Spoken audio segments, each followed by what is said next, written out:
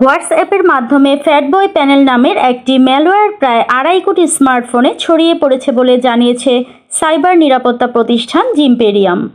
প্রতিষ্ঠানটির তথ্যমতে হোয়াটসঅ্যাপ ব্যবহারকারীদের বোকা বানাতে প্রতারকেরা সরকারি কর্মকর্তা বা ব্যাংক প্রতিনিধির ভুয়া পরিচয়ে একটি লিঙ্ক পাঠাচ্ছে।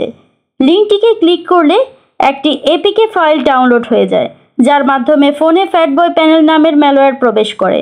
ম্যালওয়্যারটি ফোনের নিয়ন্ত্রণ নেওয়ার পাশাপাশি ওয়ান টাইম পাসওয়ার্ড ওটিপি সংগ্রহ করে ব্যবহারকারীদের অজান্তে আর্থিক লেনদেন করতে থাকে। জিমপেরিয়ামের তথ্য মতে ইনস্টল হওয়ার সঙ্গে সঙ্গে ম্যালওয়্যারটি নিজের আইকন লুকিয়ে ফেলে এবং গুগল প্লে প্রটেক্ট সেবা বন্ধ করে দেয়, যাতে ব্যবহারকারী সন্দেহ করতে না পারে। তাছাড়া এই ম্যালওয়্যার একটি কেন্দ্রীয় নিয়ন্ত্রণ কাঠামোর কমান্ড অ্যান্ড কন্ট্রোল সেন্টার সঙ্গে সংযুক্ত থাকে, যেখান থেকে একাধিক ম্যালওয়্যারের সমন্বিত কার্যক্রম পরিচালনা করা হয়। ফলে অপরাধীরা দূর থেকে একই সঙ্গে একাধিক স্মার্টফোন নিয়ন্ত্রণ করতে পারে। এই ম্যালওয়্যারটি ব্যবহারকারীর ব্যাংক অ্যাকাউন্ট জালিয়াতি ও অর্থ হাতানোর জন্য তৈরি করা হয়েছে বলে মনে করেন সাইবার বিশেষজ্ঞরা।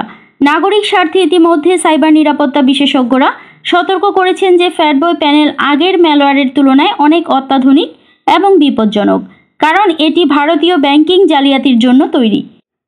ফ্যাটবয় প্যানেল কিভাবে কাজ করে? ফ্যাটবয় প্যানেলের সঙ্গে সম্পর্কিত একটি ঘটনা ইতিমধ্যেই প্রকাশ্যে এসেছে।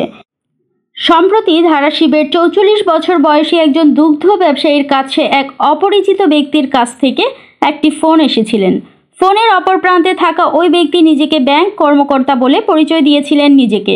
ওই ব্যক্তি নিজেকে ফোনে জানিয়েছিলেন যে অ্যাকাউন্টটি আপডেট করা না হলে সেটি ব্লক করা হবে।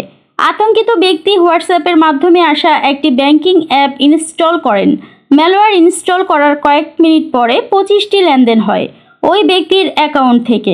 লেনদেনের সেই ইতিহাস মুছে দেওয়া হয় সঙ্গে সঙ্গে। আমেরিকান সাইবার নিরাপত্তা সংস্থা জিমপেরিয়াম ফ্যাটবয় প্যানেল নামের ম্যালওয়্যার আবিষ্কার করেছে। এটিকে একটি মোবাইল ফাস্ট ব্যাংকিং ট্রোজান হিসেবে চিহ্নিত করে ব্যবহার করছে।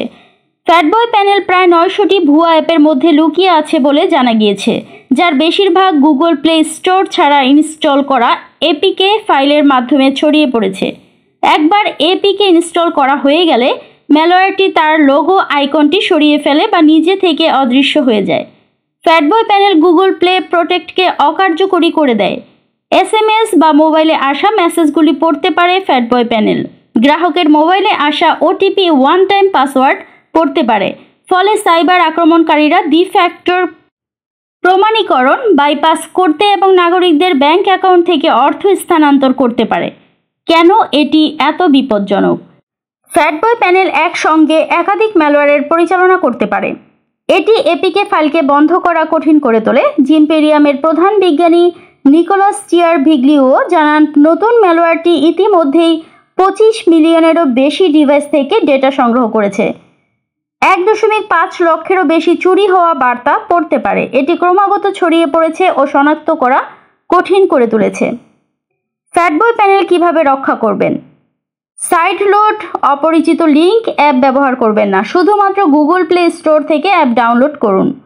স্বয়ংক্রিয় স্ক্যানিং, অটো স্ক্যানিংয়ের জন্য গুগল প্লে প্রোটেক্ট সক্রিয় রাখতে হবে। Mobile security apps, real time সুরক্ষা সহ মোবাইল সিকিউরিটি অ্যাপ ডাউনলোড করে এবং সেটি ব্যবহার করতে হবে। অজানা লিঙ্কে ক্লিক না করা, অজানা লিঙ্কে ক্লিক করা এড়িয়ে চলতে হবে, বিশেষ করে হোয়াটসঅ্যাপ থেকে ওই লিঙ্কে ম্যালওয়্যার থাকতে পারে।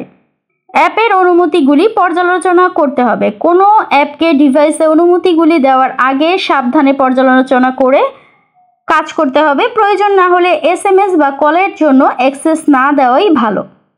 সাইবার বিশেষজ্ঞরা পরামর্শ দিচ্ছেন যে নিরাপদ ব্যাংক লেনদেনের জন্য এসএমএস ভিত্তিক ওটিপি ব্যবহার এড়িয়ে যাওয়া আরও নিরাপদ থাকা, যতক্ষণ না ব্যাংকগুলির উপর ম্যালওয়্যার আটকার সম্ভাবনা রয়েছে। এর থেকে রেহাই না পাওয়া পর্যন্ত ব্যবহারকারীদের এই ধরনের সাইবার আক্রমণের বিষয়ে সতর্ক থাকতে হবে। ভিডিওটি ছড়িয়ে দিবেন যেন সবাই সতর্ক হতে পারে। এতক্ষণ ভিডিওটি দেখার জন্য ধন্যবাদ। চ্যানেলটি সাবস্ক্রাইব করবেন এবং বেল আইকনে ক্লিক করে রাখবেন যেন পরবর্তীতে যে কোনো ভিডিও নোটিফিকেশন আপনার কাছে পৌঁছে যায় সবার আগে।